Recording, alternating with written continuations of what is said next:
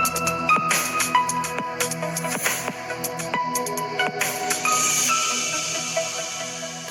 Friends, എല്ലാവർക്കും ഒരു പുതിയ വീഡിയോയിലേക്ക് സ്വാഗതം. It's me Akhil Satheesh and welcome to Akhil Satheesh world. മക്കളെ, SLC റിസൾട്ട് വന്നിട്ട് +1 അഡ്മിഷന് വേണ്ടി കാത്തിരിക്കുന്ന വിദ്യാർത്ഥികളും രക്ഷകർത്താക്കളും ആണെങ്കിൽ ഈ ഒരു വീഡിയോ തീർച്ചയായിട്ടും മനസ്സിലാക്കാൻ നിങ്ങളുടെ പകുതി ടെൻഷൻ മാറും.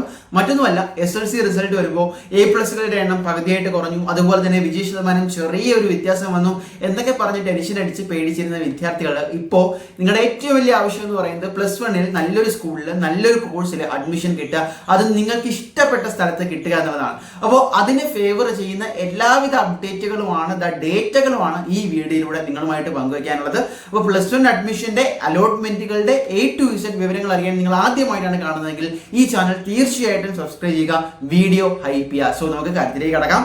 +1-ൽ ഇത്തവണത്തെ അടിസ്ഥാന സീറ്റുകൾ 3,61,044 എന്ന വാർത്ത കഴിഞ്ഞ ദിവസങ്ങളിൽ മാധ്യമങ്ങൾ റിപ്പോർട്ട് ചെയ്തിരുന്നു. അപ്പോൾ ഒഫീഷ്യലായിട്ട് ഇത്തവണ 10ാം ക്ലാസ് വിജയിച്ചത് 4,10,456 വിദ്യാർത്ഥികളാണ്. അപ്പോൾ നിങ്ങൾ മനസ്സിലാക്കുക, കഴിഞ്ഞ വർഷമൊക്കെ അപേക്ഷിച്ച് നോക്കുമ്പോൾ ഫുൾ A+ 61,000 62,000 പോയി, പക്ഷേ ഇപ്പോൾ 30,000 അങ്ങനെ ഇരിക്കുന്ന ഈ സാഹചര്യത്തിൽ പോലും ഇതാ വിജയിച്ചവരുടെ 90% പേർക്കും ഇപ്പോൾ അഡ്മിഷൻ ഉറപ്പാക്കാൻ പറ്റുന്ന തരത്തിലുള്ള സീറ്റുകൾ കേരളത്തിലുണ്ട്. അതുകൂടാതെ അധിക ബാച്ചുകൾ എന്ന് പറയുന്നത് ഇതിനൊരു അഡീഷണൽ സീറ്റുകൾ ഏകദേശം 3% അവതരിപ്പിച്ചു കഴിഞ്ഞാൽ അത് 4 ലക്ഷത്തിനും പുറത്താകും. അങ്ങനെ വരുമ്പോൾ SLC വിജയിച്ച എല്ലാവർക്കും, ഒട്ടുമിക്ക പേർക്കും ഉപരിപഠനത്തിനുള്ള, അതായത് +1 അഡ്മിഷനുള്ള വലിയൊരു സാധ്യത ഒരുങ്ങുകയാണ്. അപ്പോൾ അത് കറക്റ്റ് ചെയ്ത് നോക്കാം.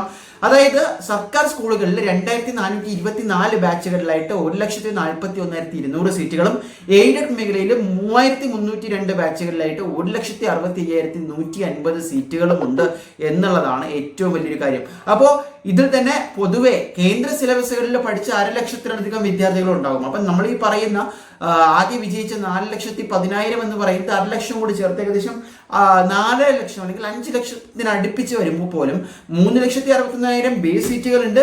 അതിൽ 4% വർധനവ് വരുമ്പോൾ അത് ഏകദേശം അക്കോമഡേറ്റ് ചെയ്യാൻ പറ്റുന്ന തരത്തിലേക്ക്, പൂർണ്ണമായി അല്ല എങ്കിൽ പോലും ഒരുവിധം അത്തരത്തിൽ ഉണ്ടാകും. അതുപോലെ തന്നെ സീറ്റ് വർധന ആദ്യഘട്ടം മുതൽ തന്നെ വേണമോ എന്ന ചർച്ച എന്തായാലും പുരോഗമിക്കുകയാണ്. അന്തിമ തീരുമാനം പുതിയ സർക്കാരിൽ നിന്ന് സത്യപ്രതിജ്ഞ ചേർന്നതിന് പുറമെ നമ്മുടെ വിദ്യാഭ്യാസ വകുപ്പായിരിക്കണം അതിൽ തീരുമാനം എടുക്കേണ്ടത്. അപ്പോൾ സംസ്ഥാനത്തൊക്കെ 40,000 അധിക സീറ്റുകൾ മിച്ചമുണ്ടായിരുന്നു എന്ന് കഴിഞ്ഞ വർഷത്തെ കണക്കുകൾ സൂചിപ്പിക്കുന്നു. ഇത്തവണയും അത്തരത്തിൽ മിച്ച സീറ്റുകൾ ഉണ്ടാകാൻ തന്നെയാണ് സാധ്യത. അതായത് ഇപ്പോൾ A+ കിട്ടിയാൽ മാത്രമേ ഇഷ്ടപ്പെട്ട സീറ്റ് കിട്ടൂ എന്നല്ല, ഇത്തവണ ചാൻസുകൾ കൂടുതലാണ്. നിങ്ങൾക്ക് ഫുൾ A+ ഇല്ല എങ്കിലും അല്ലെങ്കിൽ 8-9 A+ ഇല്ല എങ്കിലും ഈ ഒരു ഡേറ്റ അനുസരിച്ച് നിങ്ങൾക്ക് ഇഷ്ടപ്പെട്ട കോളേജുകളിൽ നിങ്ങൾ വെക്കുന്ന ഓപ്ഷനുകൾ ഫസ്റ്റിലും സെക്കൻഡ് അലോട്ട്മെന്റിലും തന്നെ കിട്ടാനുള്ള വലിയൊരു സാധ്യതയും നിലവിലുണ്ട്. സോ കൂടുതൽ അപ്ഡേറ്റ്സിന് ചാനൽ സബ്സ്ക്രൈബ് ചെയ്യുക. മറ്റൊരു വീഡിയോയുമായിട്ട് ഇതിന്റെ അലോട്ട്മെന്റ് പ്രൊസീജിയേഴ്സ് വീഡിയോസുമായിട്ട് വരുന്നതാണ്. നിർത്തുന്നു.